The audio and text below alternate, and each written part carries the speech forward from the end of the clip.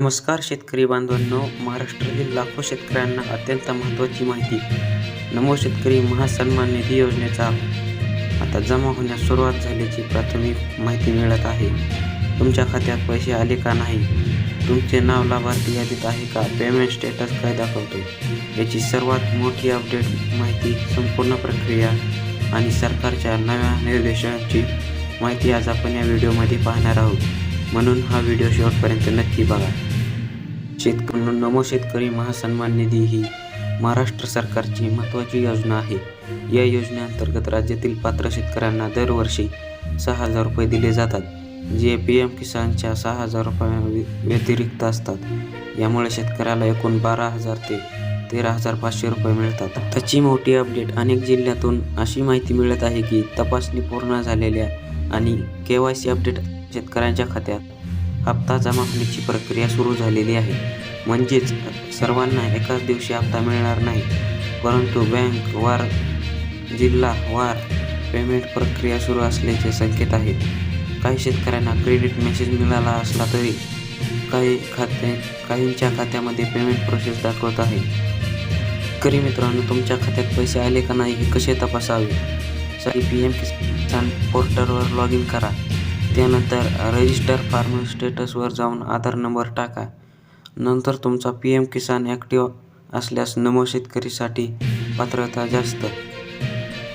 Bank अकाउंटमध्ये CTN DBT Maharashtra government असे payment entry दिसते का ते पहा.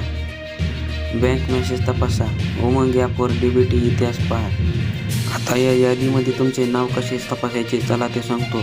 नमो शेतकरी महासन्मान अधिकृत पोर्टलवर जिल्हावार लाभार्थी यादी अपडेट होत आहे. त्या यादीत खालील माहिती दिसते: तुमचे नाव, तुमचं गाव, हप्ता स्टेटस. तपासताना आधी Aadhaar number, mobile number, bank number अचूक टाकावा लागतो. नंतरच तुमचं बरोबर सगळी माहिती दिसते. आता काही शेतकऱ्यांना या कारणामुळे हप्ता रोखला जातो. आधार बँक शीट नसते. PM किसानमध्ये चुकीची माहिती दिलेली असल्यास हप्ता बंद होऊ शकतो. बँक खातं बंद, गाव तळप त्या यादीत नाव नसणे, जमिनीची सातबारा अपडेट नसणे, DBT सेलकडून अंधातरी स्थिती. या चुका दुरुस्त केल्या नाहीत तर हप्ता जमा होत नाही.